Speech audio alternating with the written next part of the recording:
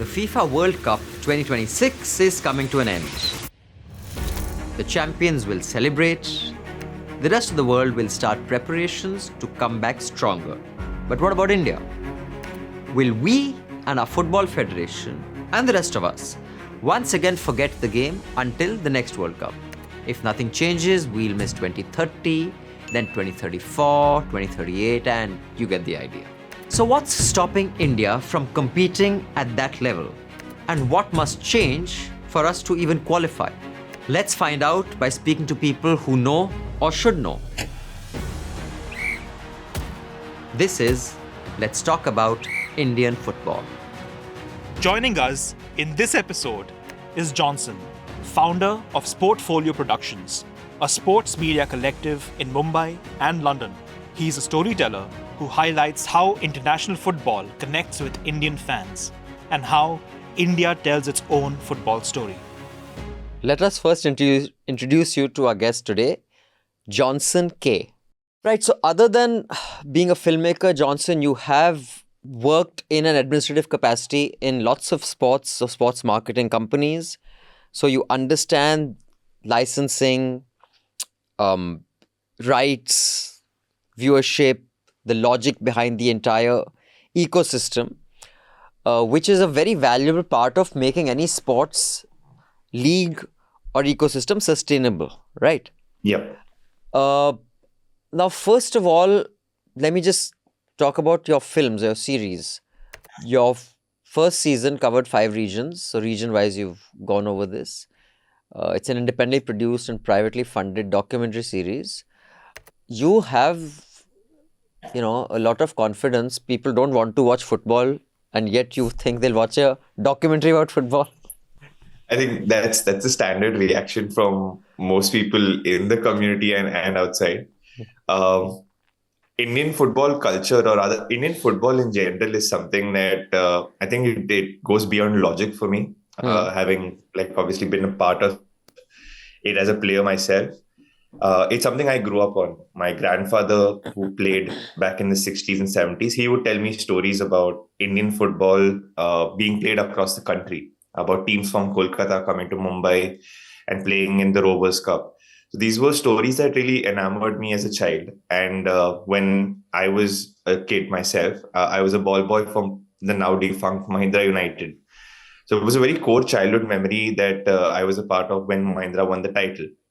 And ever since then, it's kind of been a story of more pain than joy when it comes to Indian football. But as a professional, this was something that I'd been working on for a few years, and I had been speaking to other friends in the media that, guys, we're making all of this amazing culture stories on the football market in India for international rights holders, when there's no shortage of good stories in India itself. And no one has actually gone about sort of talking about the nuances of what football means to people in different states. It's very similar to food, where it keeps changing every time, every 50, 100 kilometers. But no one's actually taken the time and effort to go and explore that diversity. And that was the idea. We started writing it. We started taking it out to agencies, to different platforms, to brands. Like you said, Indian football has just become something that nobody wants to touch, with a pole. And I don't know, there's no other explanation other than the fact that thankfully we had a very good team who was very passionate. And there were a few people who believed in the potential of the idea, that we spent 2 years trying to make it, and then another year trying to actually get it published before ending up in the decision where we took that we'll probably publish it ourselves, make it as accessible as possible to the people who actually want to watch it. Right. And for those of you who are interested in watching it, the links to Johnson's films are in the show notes. You can press on that link and access his film. What makes Indian football so unique? 2 years ago, we set out to find the answer to this question. And we found ourselves on the adventure of a lifetime. One that would take us deep into the heart and soul of our football culture. Where do our players really come from? what stories lie buried in our football heritage.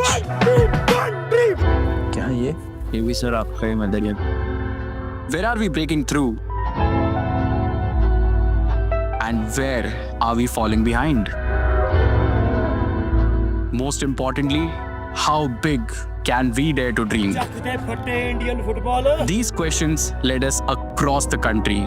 I am the wizard, my ancestry gods. The people bound to wake up as the inflation involves. They still hailing in bombs, families torn apart. They will get what they want. If people don't get the point of it, all and no one revolves. Social credit reports, there is no end to divorce. Only crystals the quartz, so if you picking the course, be sure to pick up a source. Picture the noise, picking this, blinking the flickering board. Uncovering hidden gems in unexpected places. This is our journey. This is our story.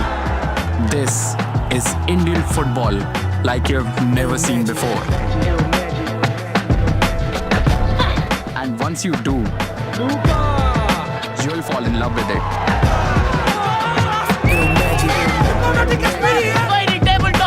I'm your host Pranay Singh. And welcome to Traveler's Guide to Indian Football. Johnson, since you are right now making a film, so you do research, you observe, you are an observer of this football culture. So while in season 1, we had a lot of coaches, we had people in administration, we had people who have been Indian players, current and past, who are running professional academies. I think yours would be a very interesting take as just an observer who loves football and has a legacy kind of memory or a family legacy of football passion. What do you make of the terrible situation we are in right now? And interesting that you should talk about rights and watching football while we are recording this in middle of May. India and China still have not come up with any sort of agreement with FIFA on the World Cup telecast rights. To the last research that I had, I think China's CCTV has offered 20 million and FIFA is demanding 300 million. I don't know if India even has an offer. Back in the day, Doordarshan would take whatever feed they want and used to just start playing it. Now, and because you couldn't mess with Doordarshan, now since no one has bought it, they will not be able to steal the feed of anybody. Do you know where that will end up? And what is your macro, zoom out view of why is Indian football in such a miserable situation? So I'll get to the Indian football question probably at the end. Starting with the FIFA rights scenario, I think you're on point. CCTV have just made a bid that is well under what FIFA's expectations were. But I think just from a more media perspective, it kind of was expected, or rather you did see this coming, especially from the timings perspective, when it comes to East Asia and non-participating East Asian countries, of which like India is a part of. And between India and China, the timings aren't conducive. If the timings are not conducive, it becomes a bigger challenge, for any broadcaster to sort of really put their trust and money behind. And I think what the situation we've ended up in is that FIFA priced it at a certain point for both China and India's markets. That scared away quite a few investors, and now we've gotten so far in the process where I think what you said is right. I think Doordarshan probably looks the likeliest destination for it from an India point of view. And but they'll have to China, pay. But they'll have to pay this time. Yeah, exactly. So they would have to pay. I don't know what they would be doing with the programming. They've done a pretty decent job, to be fair, with the Indian Football League. That's the second division in terms of programming. So unlike the ISL, at least they have a studio show. They've got Arjun Pandit, Pratim Reddy, Richard Hood, and like some other really learned gentlemen about Indian football come and talk about the game and do analysis. The FIFA World Cup would be very interesting how they would go about programming if it does end up with Doordarshan, which it looks most likely. But yeah, I think coming from a wider Indian football perspective, We are currently, like you mentioned, at the end of May. It is desperately dark times, and I wouldn't like to sort of sugarcoat it in any other way. A majority of Indian footballers will be out of contract within a month's time. And this is footballers across the board. So this is your national team level players who have just broken into the team, players who are just midway through their careers. I understandably, clubs do not want to commit to longer term contracts because the roadmap for the sport itself is so unclear. Right. We're talking about, and I quote Ravi Pushkar when I say this, we're talking about 15-year deals, but we don't know what the next 15 days would look like in Indian football. And I think that is where we are at from just a macro lens where there is great interest. There is the Indian market really does love watching football. But administratively, we are in a position where we don't even know 15 days from now whether certain clubs who are currently in the top flight would exist. There's a lot of questions about their existence coming up, especially as the league is coming to a close. So while you have the viewership and the potential, you also have these existential crises that we are going through, which puts the average Indian football fan in a very confused place.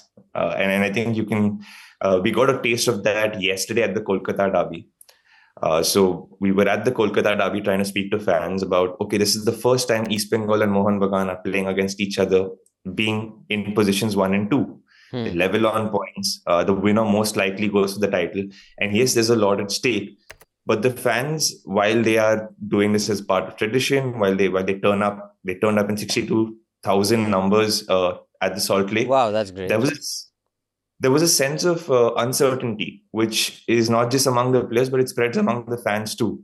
Because we're going for this game that could decide the title this year, but we don't know really what the league is going to look like next year. So on this derby since you were there in Kolkata and you said 62,000 people showed up to watch it, it was ticketed, or was it like Delhi that no one is going to buy tickets, so it's just free?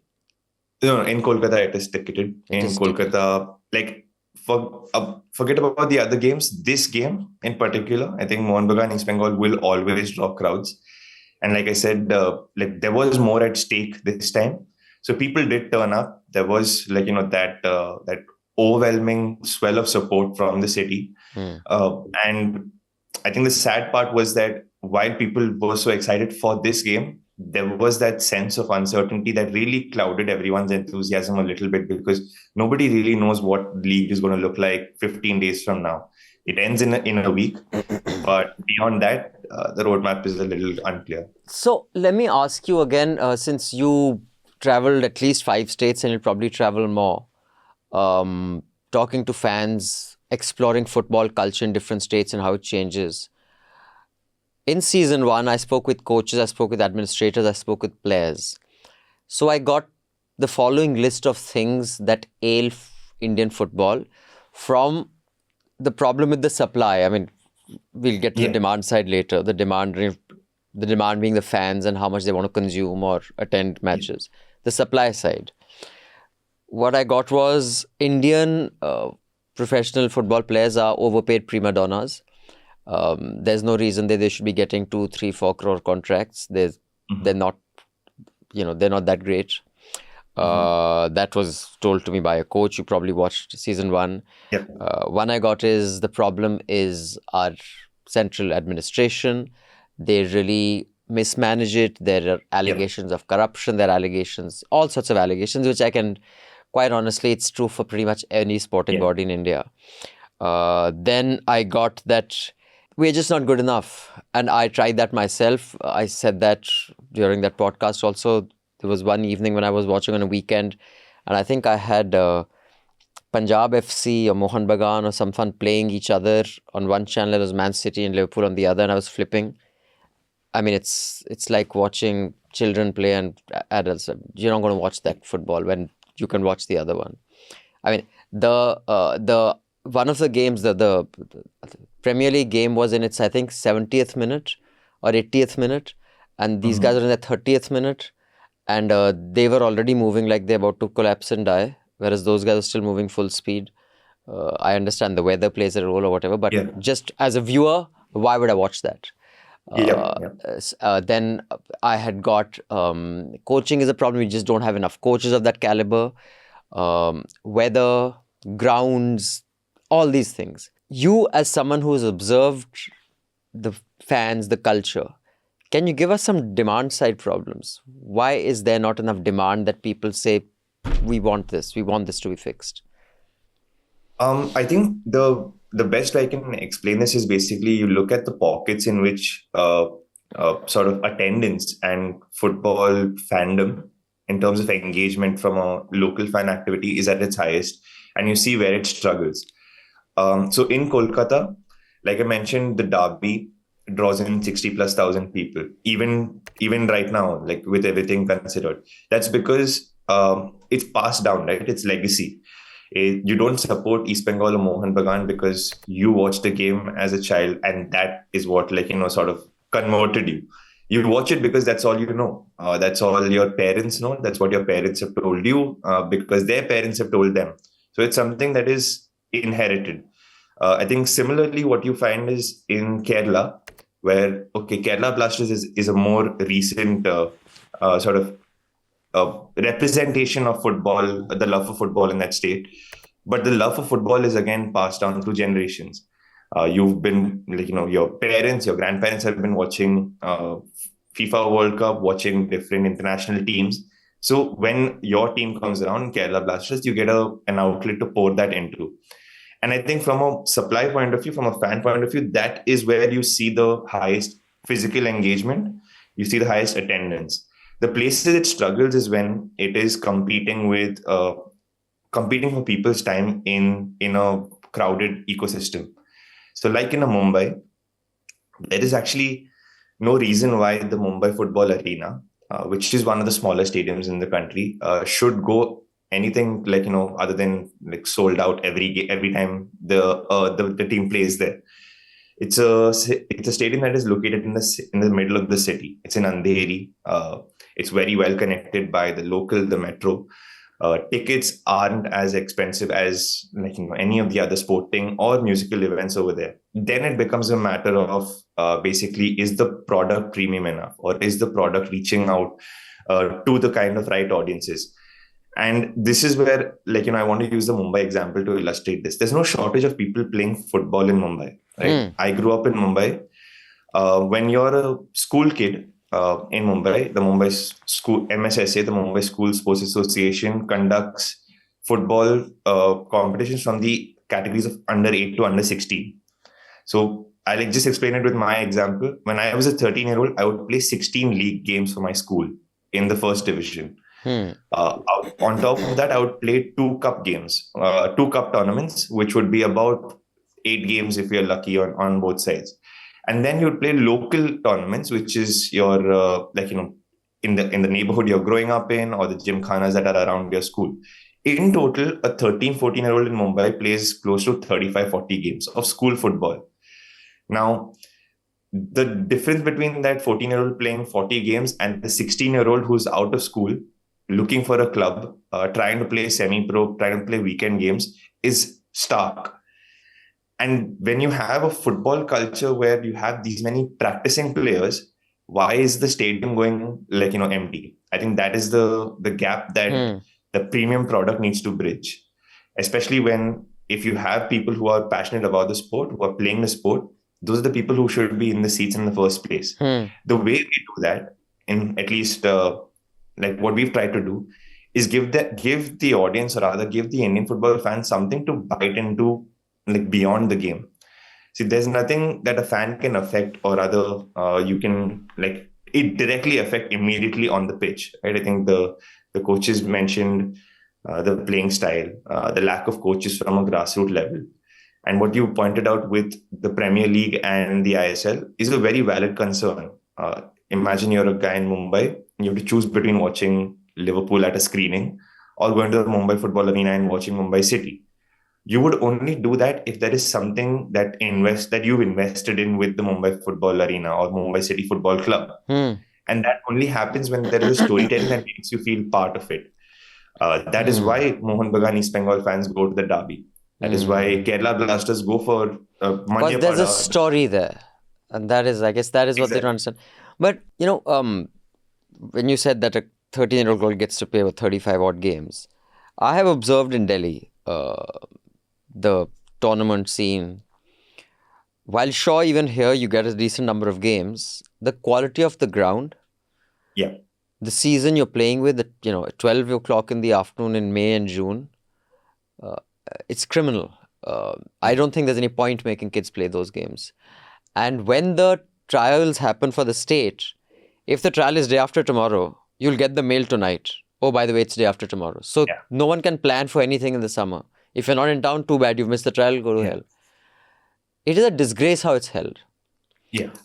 So just the fact that you get to play so many games, that this is how the rest of it works, does it serve any purpose? Just playing games for the sake of games, does that help at all? I think from a development point of view, it is detrimental. I agree with you. You play in really terrible grounds, you play in the really terrible conditions. What I was trying to say is basically from a more audience development point of view, right? Like for a club like SC Delhi or for Mumbai City FC, that is your primary audience that you should be getting into the stadium, one way or the other. That's the top funnel of your audience that you should be marketing to. For example, the kids that are playing, not all of them most of them aren't going to make it professional. That's just the reality of it. However, they have a already higher sense of interest in football, which should be basically what you convert into making them your fans, because you're the team that represents their city. And I think that is where, urban cities like Mumbai and Delhi are still working their way to it. You see a great example of this in Bangalore, right? In Bengaluru FC, even though their stadium is not entirely sold out, but they turn up in huge numbers. Urban city. And why do you think that is? Why does Bangalore have that culture? Because they have this amazing story that they have narrated and like that everybody who turns up at the Kantirva has bought into.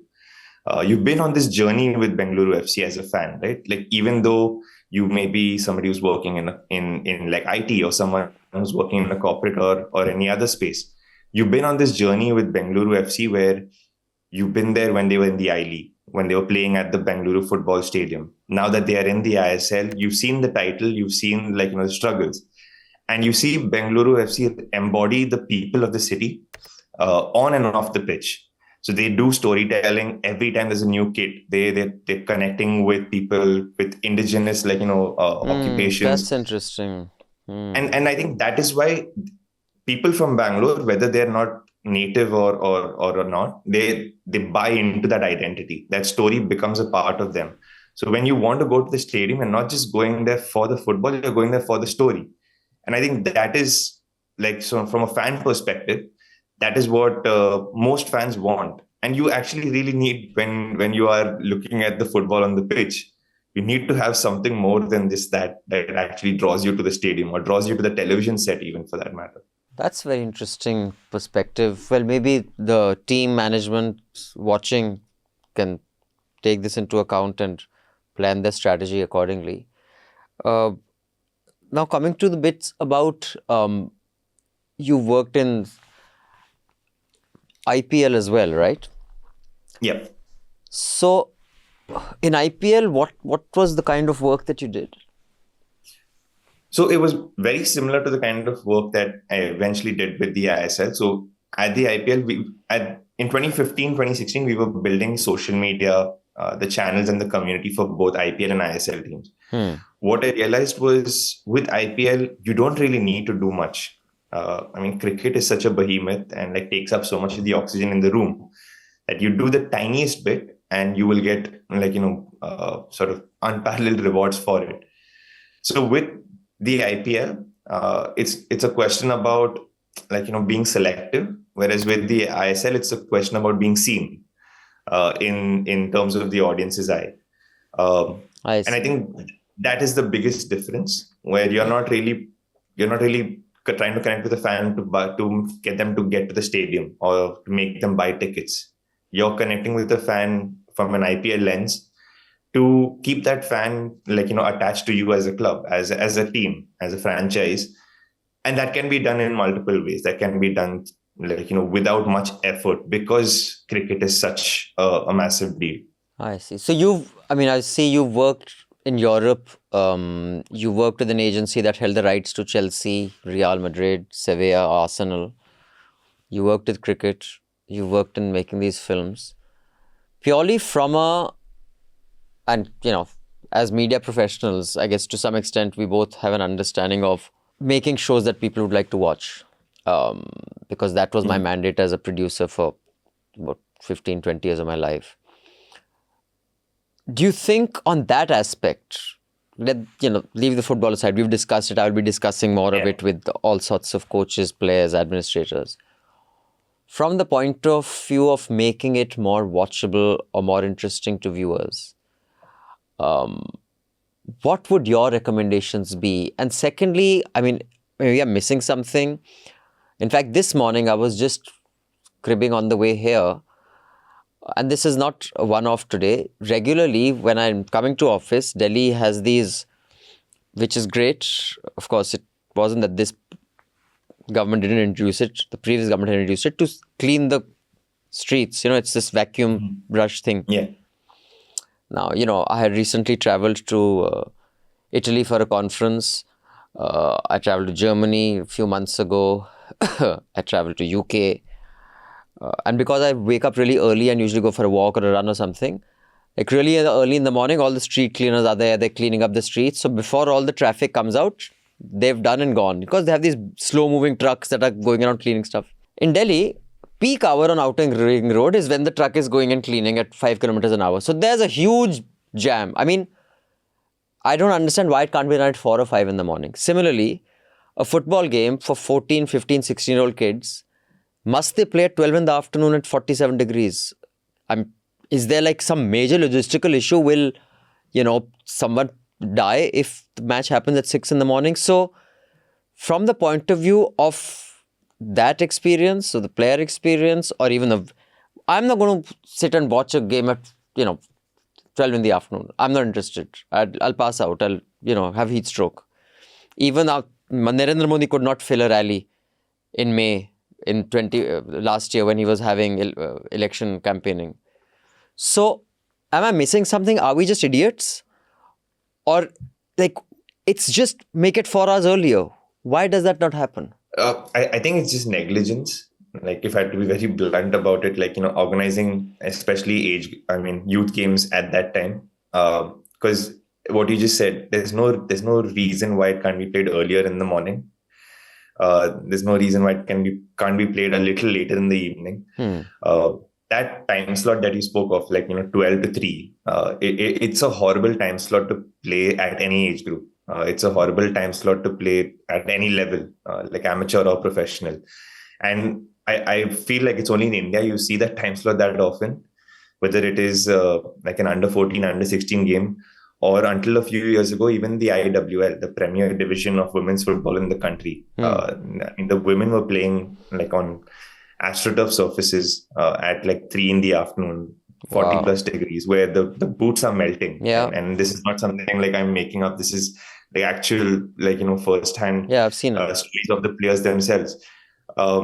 I don't really understand, why that happens, other than the fact that nobody's actually paying attention to these things, or they're just negligent to the point where it's being done just for the sake of being done. And that, I think, is the biggest problem when it comes to organizing these games from a player and a participant point of view. Because if you don't really feel like your organizers care about the basic necessities that you need to perform, then that really hurts your motivation. Imagine you're a professional women's player who's been waiting all year for her Premier Division season, and you're playing at 40 degrees where the boots are melting. Why would you play?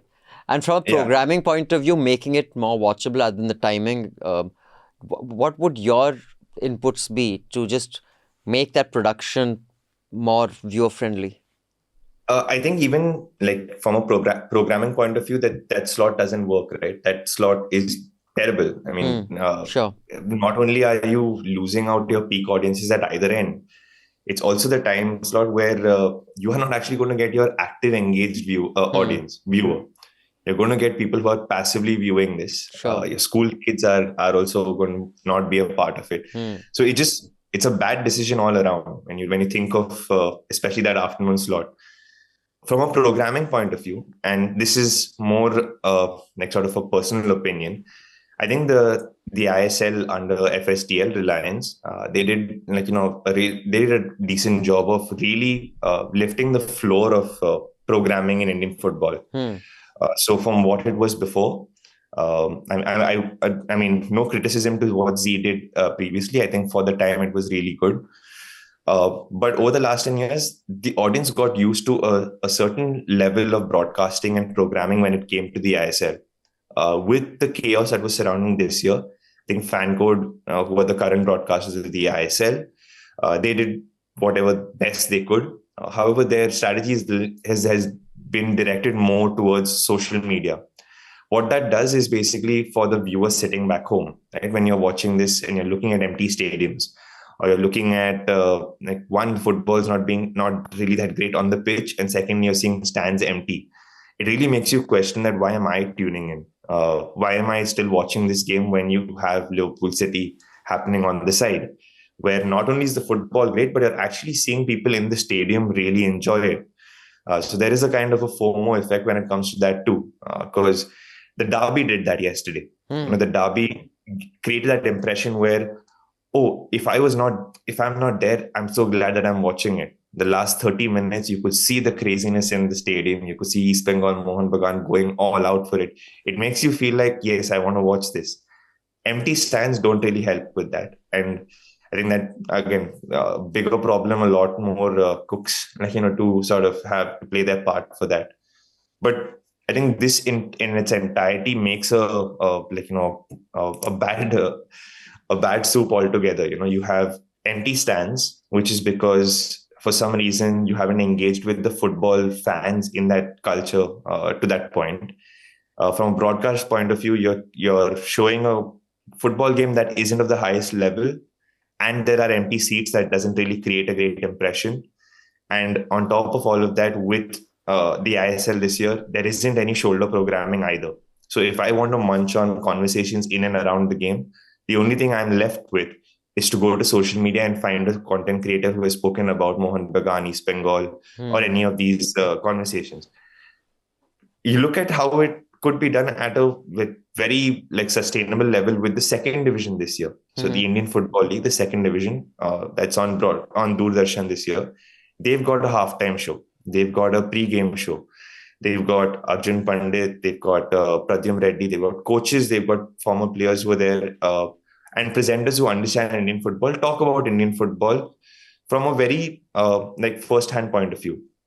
So when I'm watching the Mizoram derby, which is for the first time ever that it's happened in Indian football between Aizawl FC and Chanmari, I actually get to hear Pradyum break down why these kids from Mizoram are so technically good, why the game is so much faster when they play against each other. And that really makes you feel like you want to know more. So I think it's a balance of basically intriguing the fan who's watching back home to want to be a part of it in the stadium, or to want to know more about the game that is happening. When that doesn't happen, when the fan doesn't want to be in the stadium, it creates a sort of poor product overall, which is why we're struggling right now. Right. Thank you so much, Johnson, for this conversation, for making the time. Again, I repeat to my viewers, you can watch his documentary films. The links are in the show notes below. There will be a short promo during this show as well. And more power to you. And I hope to see more of what you do have an impact on Indian football. And for those of you watching, if you know anyone who can make things better, let's all work together to try to make Indian football at least respectable in the world. Thanks, Johnson. Thank you. Thank you so much, Abhinandan.